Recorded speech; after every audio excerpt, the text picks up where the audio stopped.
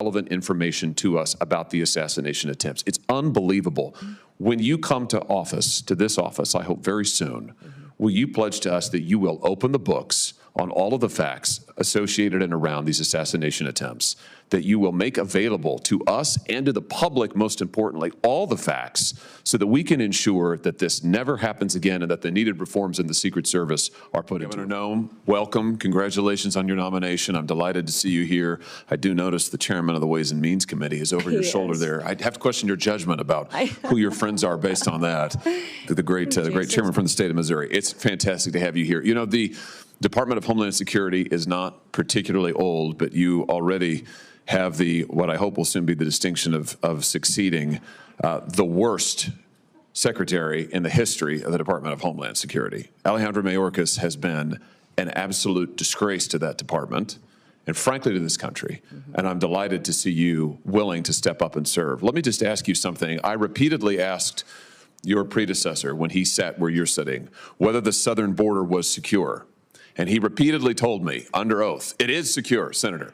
And he repeatedly said under oath, our policies are working, Senator, meaning the Biden administration policies that, of course, gave us this devastating open border. So let me just ask you, is the southern border secure as we find it today? Senator, no, the southern border is not secure today, but in just 3 days, we will have a new president in this country, President Donald J. Trump, and he will secure our border. That is refreshing candor. I'm glad to hear it. Let me ask you about a young man from my state. This is Travis Wolf, who's 12 years old when he was killed just over a year ago by an illegal migrant who mowed him down, and I choose my words carefully, mowed him down in a motor vehicle, hit him head on, doing 75 and a 40, killed him. Others were severely injured.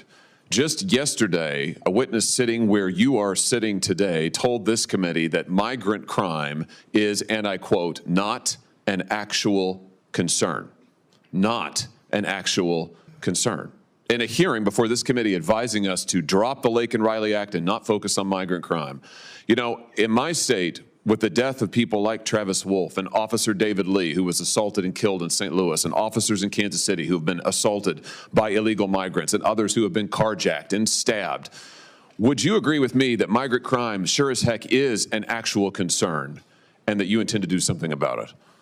Yes, Senator, absolutely. And I am so sorry about Travis and my prayers go out to his family. I can't even imagine what that is like. And thank you for telling his story, because there's so many families in this country that have that same story. And they don't understand why the federal government is allowing people to come into this country illegally and then perpetuate crimes against their people and then give them resources and shelter and food and debit cards to go take care of their families when they go to work every single day to make sure that they're providing for their families and are held accountable to when they break our laws. So, let me ask you this. Will you work with President Trump to reinstate the Remain in Mexico program that the president had in place in his first term, which does so much to ensure that those who would seek to abuse our asylum system are not allowed into the country, and those who have legitimate asylum claims, their claims are processed in due order and in due course, but they wait in Mexico until those claims are fully processed. Will you work to reinstate that program? Yes, Senator, the president and I have talked extensively about this and will 100% partner with him to reinstate the Remain in Mexico policy and make sure that it's in place. Fantastic. I think Travis might be alive today if that policy had been in place. Let me ask you about CBP One, the phone app that I've called concierge service for illegal immigrants. I'm sure you're familiar with it. This was the Biden administration's effort to allow asylum seekers to apply ahead of time using their phones, but not actually to provide any evidence that they needed asylum. There was a newspaper report, a press report that said the only problem with the app is it never asks users, are you seeking asylum? They don't ask for any asylum evidence. They simply release these so-called asylum seekers who use the app into the country on parole. Sometimes they're never given a hearing. The Inspector General actually did a report, a full investigation report on CBP One, and found that frequently users of this app were claiming the same addresses in the United States as their intended destination, even though they didn't know each other, they weren't family connections. In other words, it has been completely abused.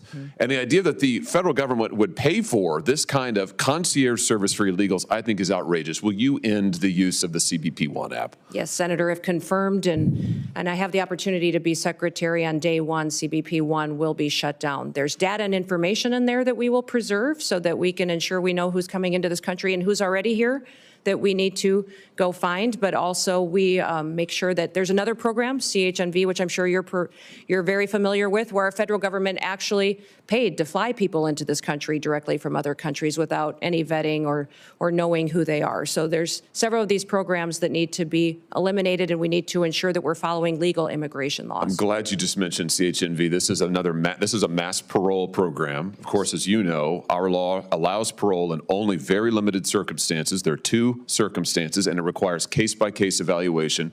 The present administration, soon to be gone, has granted mass parole in direct defiance of the law, not case-by-case evaluation. The CHNV program is one of those instances. Will you put a stop to this abuse of our parole law and our asylum system? Yes, we will go back to case-by-case evaluation of these parole cases and ensure that we have more resources if you will partner with us to make sure that our legal immigration system is fully utilized, that we have more judges, more immigration courts so that we can process people legally and make sure that they are going through that process rather than, like Joe Biden has done, use this as an excuse to allow people to come into our country with no consequences. Let me ask you about another low light, not a highlight, but a low light of this last administration and DHS.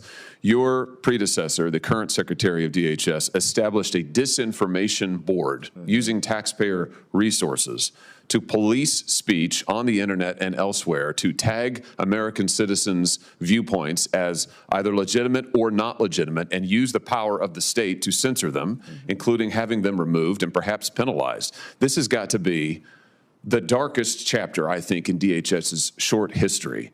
He eventually withdrew the board under intense criticism, but has never fully repudiated it and never promised not to do it again. Will you pledge to us here today that under your leadership, there will never be a disinformation board or anything like it at DHS, and you will be a champion for the free speech and First Amendment rights of all Americans? Yes, Senator, there will not be a board such as that under my leadership at the Department of Homeland Security. Fantastic. Absolutely. Let me ask you in my remaining seconds just one more thing about the Secret Service. You've mentioned this, and I'm so glad that you did. This committee, and it has been bipartisan, this committee has done bipartisan work on the attempted assassinations, or the assassination attempts, I should perhaps say, of the former president, soon to be the future president, soon to be the president, President Trump. We were stymied at every turn. And I should use the present tense. We are currently being stymied at every turn by the current Secret Service leadership and, frankly, by the leadership of DHS, who have refused to turn over documents, who refused to make people available for interviews. We finally had to pass my own law in this committee, which we unanimously adopted, a law, a statute, mind you, which would require DHS and Secret Service to turn over relevant information to us about the assassination attempts. It's unbelievable. When you come to office, to this office, I hope very soon, will you pledge to us that you will open the books on all of the facts associated and around these assassination attempts, that you will make available to us and to the public, most importantly, all the facts so that we can ensure that this never happens again and that the needed reforms in the Secret Service are put into effect?